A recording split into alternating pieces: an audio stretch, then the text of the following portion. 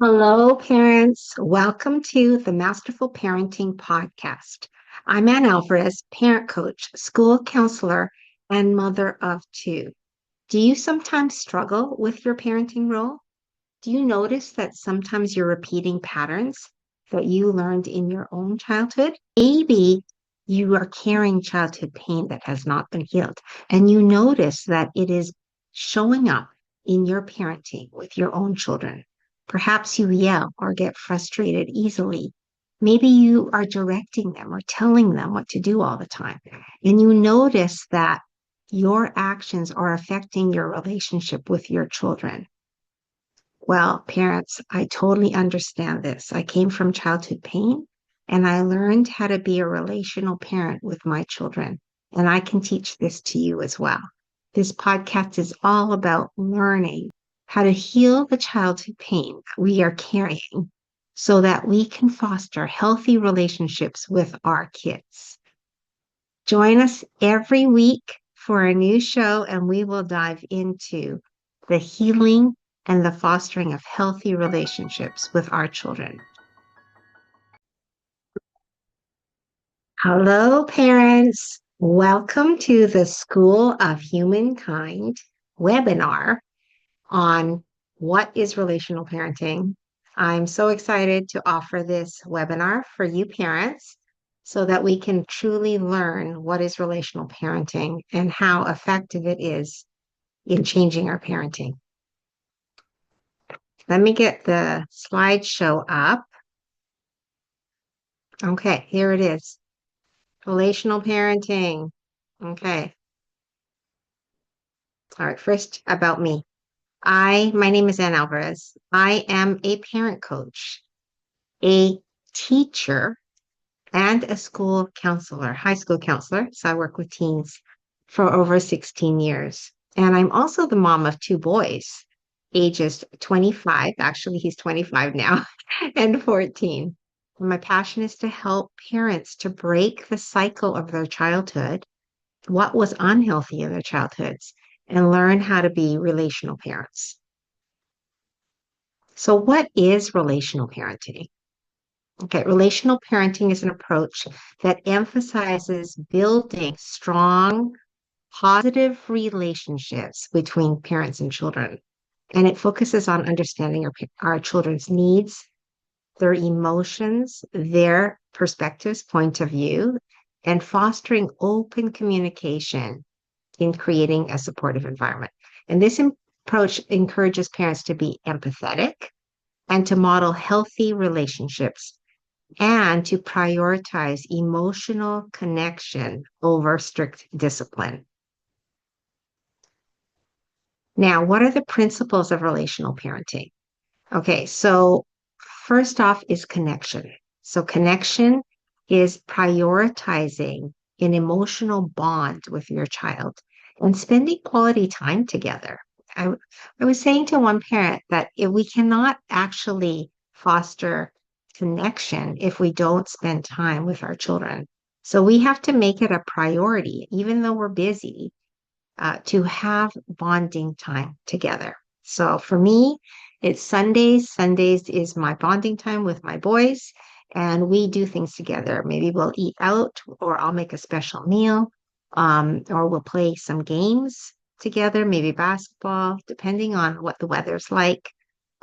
We have Sundays, and that is our day to bond and to spend quality time together. And then communication. So we are encouraging open, honest dialogue.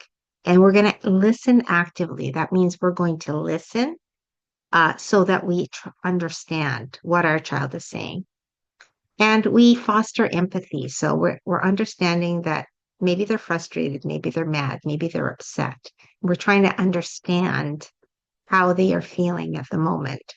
And then respect, we're treating children as individuals that have their own thoughts and their own emotions. And we provide guidance. We provide support and guidance instead of trying to control them or trying to discipline, punish them. And we're helping our children to develop autonomy and decision-making skills. That is huge. If your children can learn decision-making skills, that is going to help them in their adult lives. So why does it work? Well, because relational parenting aims to nurture resilient, emotionally intelligent children who feel valued and understood. When we parent in a relational way, we are actually building confidence and we are filling up the emotional bank account so that our children are not looking to others to fill the emotional bank account, right? So they feel understood by their parents, they feel nurtured, they feel supported, and they feel loved. And that is why it is so powerful. So, why do we struggle with it? Why do we struggle to parent relationally? Because our parents were not maybe relational. And therefore, we repeat the patterns of our childhood. We didn't have any role models of what relational parenting was. And so we're just learning. And a lot of times we default to what we grew up with instead of learning a new way, a better way of parenting. Uh, we think our children should be doing certain things, and we feel like we should be controlling them if they're not doing things the right way. Maybe we're over directing them, or we're not listening to their thoughts, their opinions. And also society is at fault because society has always conditioned us to get control of our emotions, get control of our children when they are tantruming. They blame parents for their children showing emotion, tantruming, being angry. But actually, expressing emotion is healthy. When we repress our emotions, it can lead to depression and other mental health issues, anxiety, etc. So we have to express our emotions because we're human beings, and we have emotions. And if we don't express them, they will come out in another way, maybe a physical way, maybe a mental health issue way. So actually expressing our emotions is healthy, and we want to do that. Okay. And also, we get triggered from our own childhood experiences. So maybe we didn't feel respected by our parents. So then, when our kids do something like not listening to us or um, screaming, then we get triggered because they're expressing strong emotion. And we were not allowed to do that in our childhoods. And we have to know what our triggers are. So it's important that we look back and see, well, what was my experience like with my parents? And how do I break the cycle so that I'm not repeating that with my children?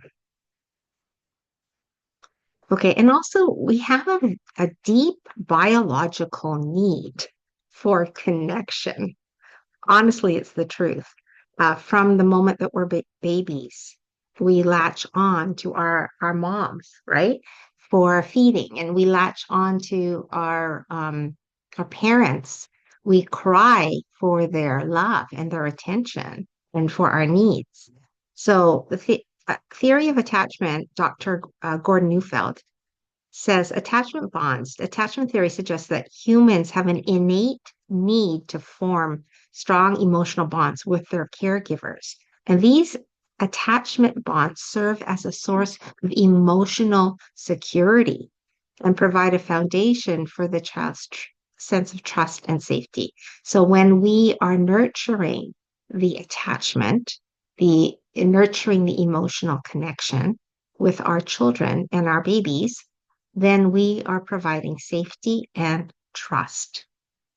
Okay, and that Gordon Neufeld is from where I am, and he wrote a very good book called "Hold On to Your Kids: Why Parents Need to Matter More Than Peers," and that is about connection. Because when we're connected to our children, their peers are not going to be the biggest influence in their lives. You will be.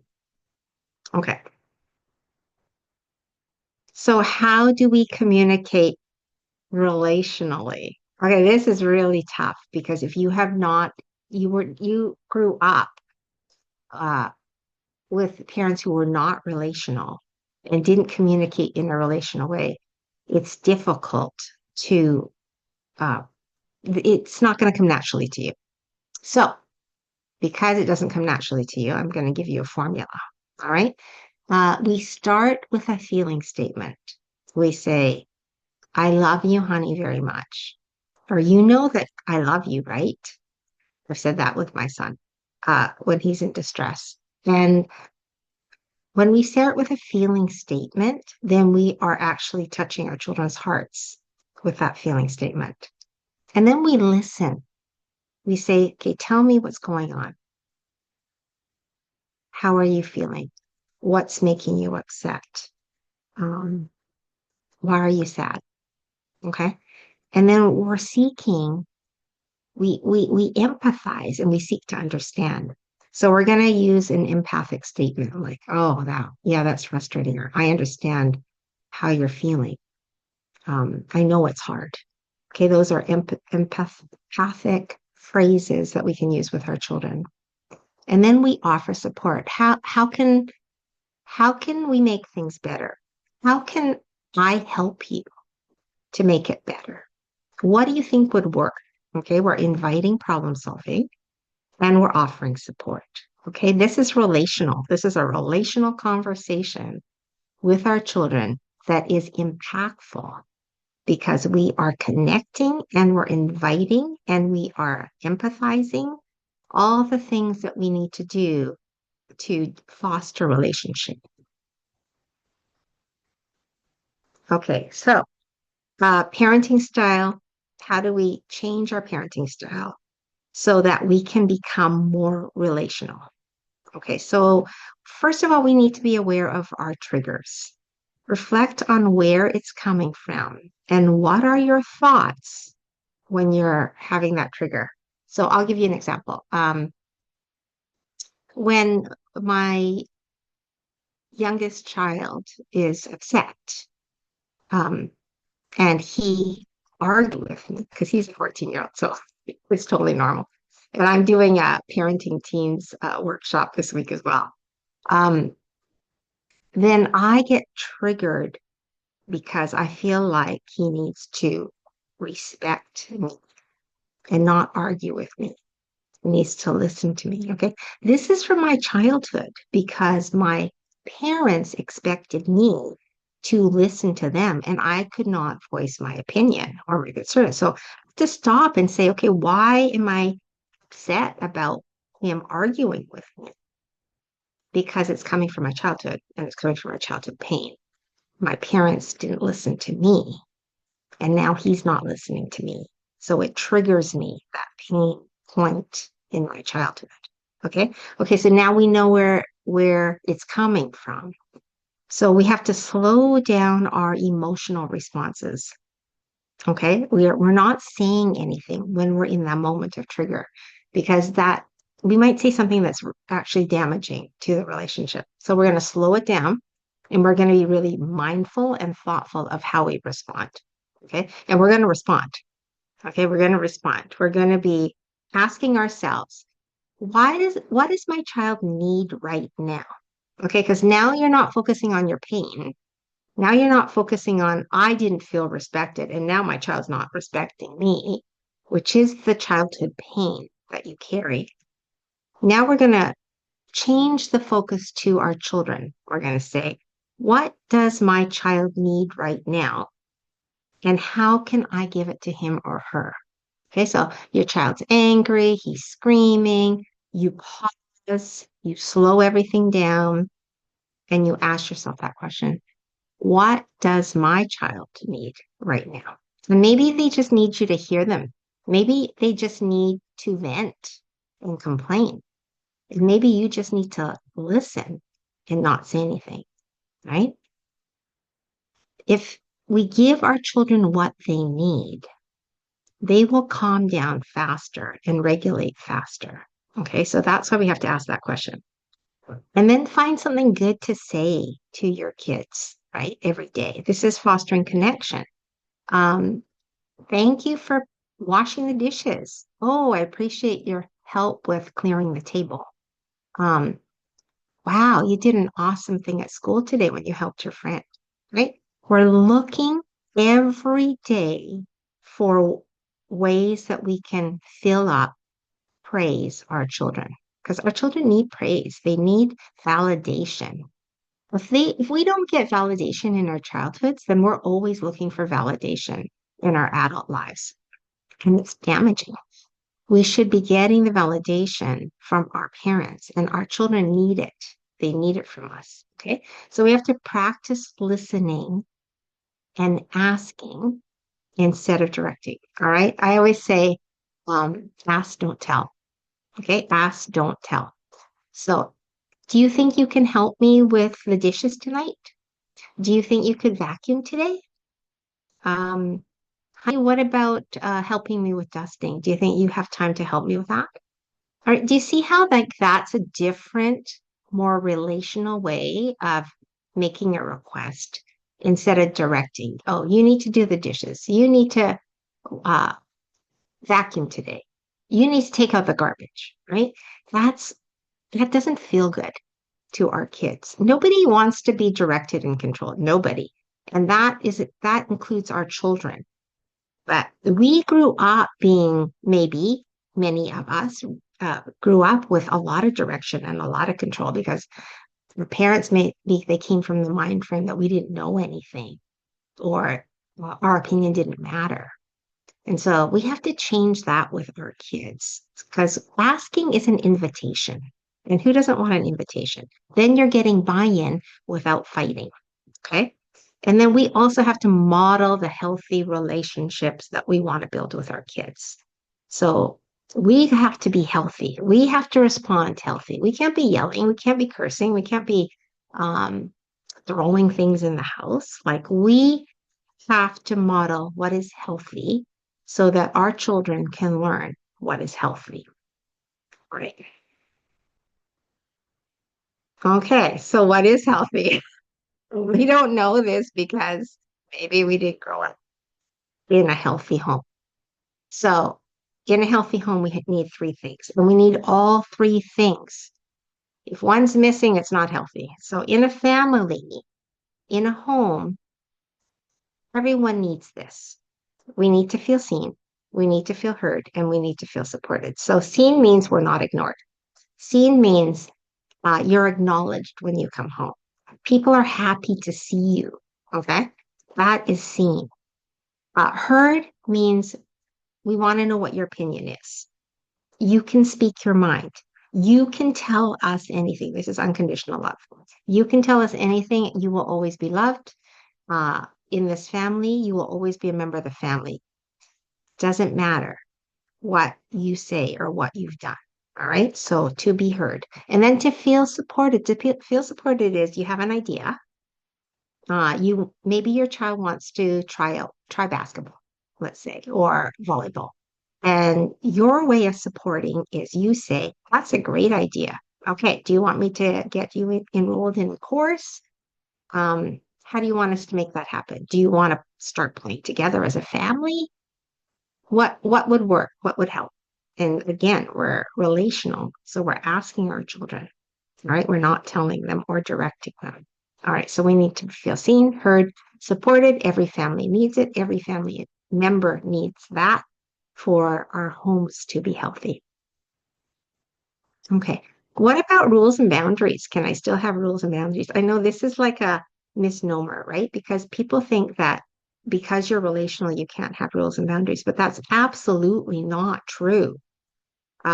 You have to have boundaries. Actually, boundaries are healthy. And I'm going to be doing a workshop in the new year about why boundaries are healthy. But boundaries are actually healthy. Um, but we do this in a relational way. We explain the why you can't hit your brother. You can't hit your brother because it hurts him. And in a healthy home, no one gets hurt. Everyone feels safe.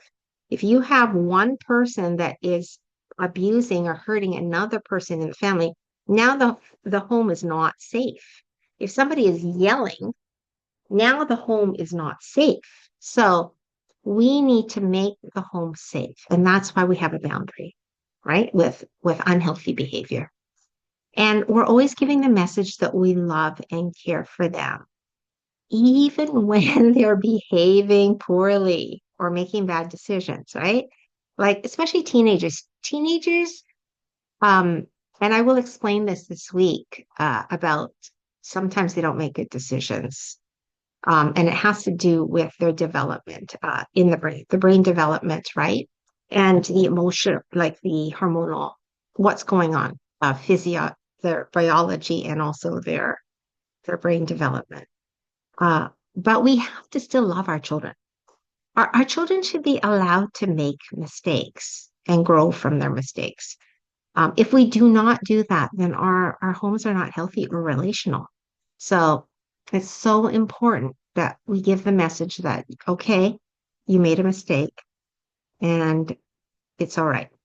Okay, I'm just going to share a quick story today. Just before I did the workshop, my 14-year-old called and said, Mom, is there any chance that you can pick me up because I forgot my markers at Dad's place, right? And Dad and I are separated. So I said, yeah, actually I can, but I have to be really, really quick because I have a webinar to do. And so I picked him up from school and dropped him off at his dad's. He picked up his board that he needed to bring and also the markers that he needed to bring for a project that he's doing. And I had a choice there, right? I could have gotten mad at him and said, well, I brought you the markers yesterday. How come you didn't put them in your backpack? I could have reprimanded him for that mistake, but I did not. I said, yes, you forgot. You made a mistake. I'm here to help you, right? That's the message. That's the support I'm talking about, parents. And then in the car, as I'm driving him, he was saying, oh, he was explaining to me the story of how come he forgot his markers, how he had taken them out of his backpack to put something else in, and then he forgot to put it back in. So I said, oh, okay, well, honey, maybe do you think maybe you could get everything ready the night before, or maybe you can make a list of things that you need to put in your backpack and then check it before you leave, something like that. And I'm helping him, I'm guiding him. And because I didn't get mad, he was open to hearing what I had to say. He was like, yeah, Mom, that's a good idea. Maybe I'll try that. Right. And what is he going to remember about me in that time? Is he going to remember that I screamed and yelled at him and made him feel bad because he made a mistake?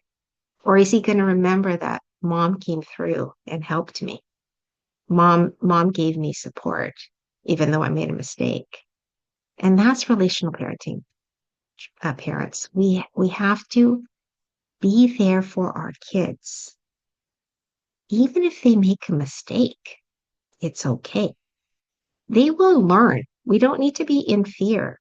The teenage brain is like overcharged. So they are going to forget things. And we have to be empathetic and helpful instead of crushing their spirits and getting angry with them. So that's my story for today. Okay. So for more support, parents, I have a masterful parenting course. It's 9 weeks long, a lesson per week. It's about 35-minute lesson. Some of them are shorter, and a weekly follow-up meeting to give you guidance and support. That is with me. I actually do a private coaching call with each of my parents during the course. So you're going to get some one-on-one with me to help you with your specific situation, specific needs. And you're also going to go through the video courses, the video lessons each week with a little bit of homework. Okay. So I'm really excited about the course. There's 3 components. One of them is to heal your childhood. So we're going to uncover what was in your childhood. So we don't repeat patterns because we have to be aware of what happened. So we can make a conscious effort not to repeat those patterns. And we're going to heal it. And then the second part is figuring out how to connect relationally with our children. And I will give you strategies for that. Okay. Even in the midst of an argument, you can still connect. Okay. And then we're going to learn to communicate relationally.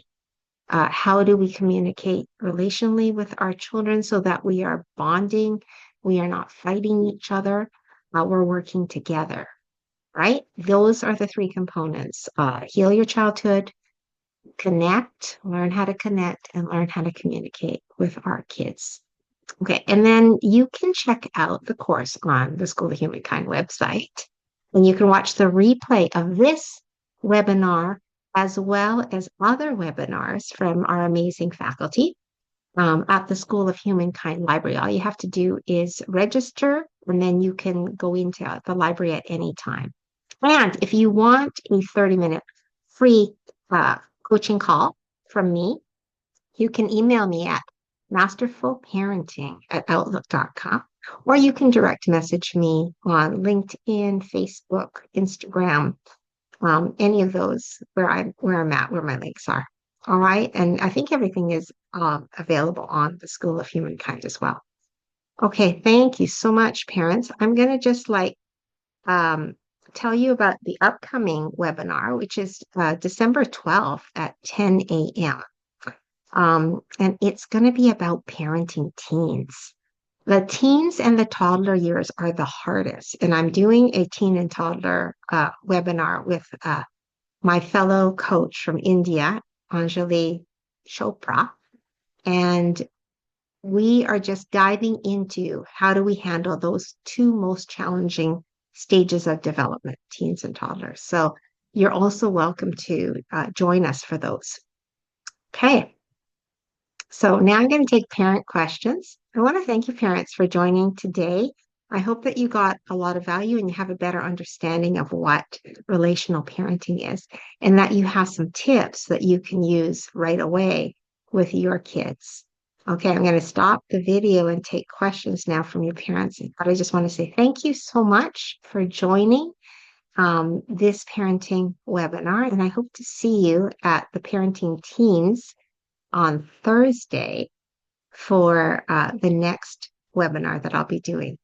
All right. Thank you so much, parents. Take care. Love to you all.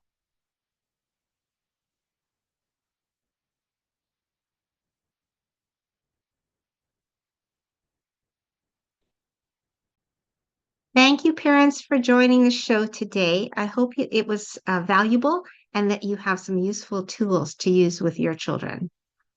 If this show blessed you or changed you in any way, I would appreciate a review on my podcast, or subscribe to my YouTube channel, or perhaps you could even recommend our masterful parenting to your family and friends. Thank you so much, parents.